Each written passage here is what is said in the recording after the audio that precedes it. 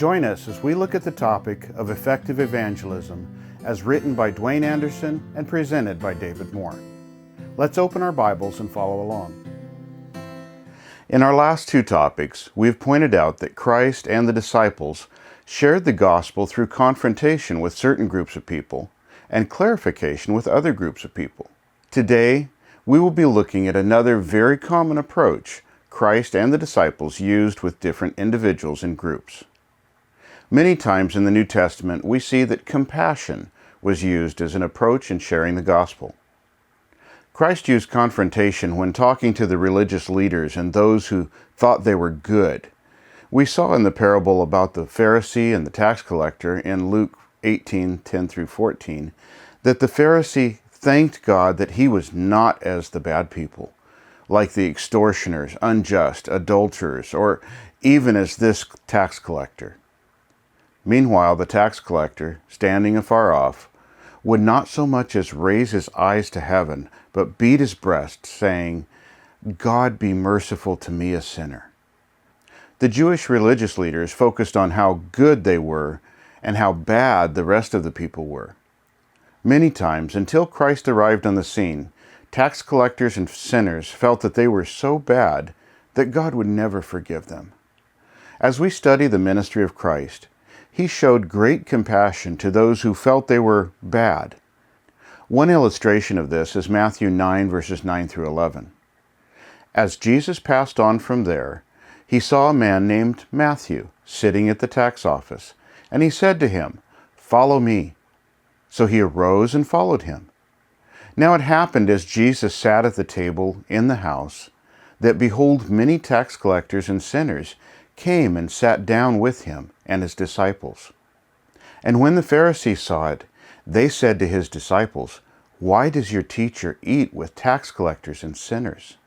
In Mark 12:37, we see that the common people heard Christ gladly. In Luke 15, verse 1, we read, "Then all the tax collectors and sinners drew near to him to hear him." We also see that Christ used compassion when he talked to the Samaritan woman in John chapter 4, and the woman caught in the act of adultery in John chapter 8. First, we have to see those needing compassion. In Matthew 9:36, we read, "But when he saw the multitudes, he was moved with compassion for them, because they were weary and scattered, like sheep having no shepherd." In this verse, Christ was moved with compassion. There were several things he observed that caused him to be moved with compassion. It is only as our lives are yielded to Christ that we will really notice the people who need compassion as Christ noticed them. We will be moved with compassion when, 1, we see the multitudes. The multitudes were crowds of common people. They were often viewed with contempt by the rulers and leading men. To see means to pay attention to and notice so that it causes us to see what needs to be done so that we can take action. Author Dwayne Anderson, when writing this, had read that only 5% of those living in multi-unit housings in the United States attend any kind of church. Multi-unit housing includes apartment buildings, mobile home parks, government housing projects, senior housing, and other types of multiple dwelling units. Secondly, we see the faint. The faint speaks of the tired, the weary, the faint-hearted, the despondent, and the weak. Third, we see those who are scattered abroad. The scattered abroad speaks of those who are thrown down and rejected by society. Fourth, we see those who are like sheep having no shepherd, the unloved and ignored, as we see in Matthew 25, verses 35-40. And it talks about the hungry, the thirsty, the stranger, the naked, the sick, and those in prison. And then we choose to accept those needing compassion. Luke 15:20 and verses 22 and 24 say, "And he arose and came to his father. But when he was still a great way off, his father saw him and had compassion, and ran and fell on his neck and kissed him." Then in verse 22, "But the father said to his servants, 'Bring out the best robe and put it on him, and put a ring on his hand and sandals on his feet. And bring the fatted calf here and kill it, and let us eat and be merry. For this son of mine was dead and is alive again. He was lost and is found." And they began to be merry. Once the Father saw the Son and had compassion, the Father did several things to show the Son that he was accepted and forgiven. The Father ran, fell on his neck, and kissed him. Christ accepts people just as they are, even when they smell like a pig pen. Ephesians 1:6. We follow Christ's example by accepting people just as they are. The Father put the best robe on the Son. Christ took our sins and gave us his righteousness. 2 Corinthians 5:21. We follow Christ's example by forgiving past offenses. Then the Father put a ring on his hand. Christ accepted us as family members. Romans 8:14 through 17. The ring was a sign of belonging to the family. We accept others as Christ accepted us.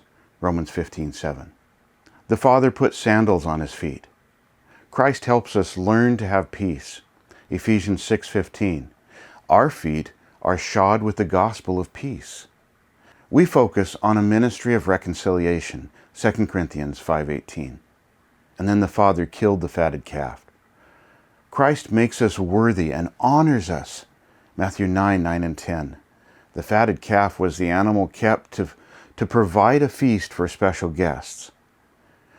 We choose to eat with those others reject. The Father feasted and celebrated with the Son. Luke 15 verses 2, 7, and 10. We choose to celebrate those who respond to compassion.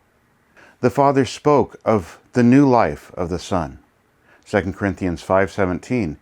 We help the person realize he has become recreated in the image of Christ, and that everything that Christ does is very good. Genesis 1:26 through 31. When author Dwayne Anderson was working with a person who felt that he was a bad person, he often asked them if he was a bad person or a sinner. The normal response is that the person asks, "What's the difference?" And he has the opportunity to explain that the word bad means something that is worthless, unacceptable, or defective. As a result, a person who feels that he is bad usually feels that he's worthless, unacceptable, and defective. In contrast, a person who is a sinner can have his sins forgiven by Christ if he comes to Christ with an attitude of repentance. Luke 18 verses 13 and 14, Acts 2 verse 38, and Acts 26 verse 18. Then he'll often share about the prodigal son in Luke 15, and Zacchaeus in Luke 19, the Samaritan woman in John chapter 4, the woman caught in the act of adultery, John 9, or the Corinthians, 1 Corinthians 6 verses 9 through 11. Once the person becomes a Christian, he'll then ask them if he's a bad person or a sinner or a saint who sins. Remember that there are major problems with the people in every chapter of the book in 1 Corinthians. The Corinthians are still called saints. 1 Corinthians chapter 1 verse 2. Over the following weeks and months, you'll probably need to ask the person many times whether he is a bad person, a sinner, or a saint who sins, because there will be many people used by Satan who will try to make him feel like a bad person again. Christ will use each one of us to transform the lives of people needing compassion if we see those who need compassion and respond with compassion. May the Lord richly bless you as you recognize people needing compassion and love them to Christ by your acceptance and love.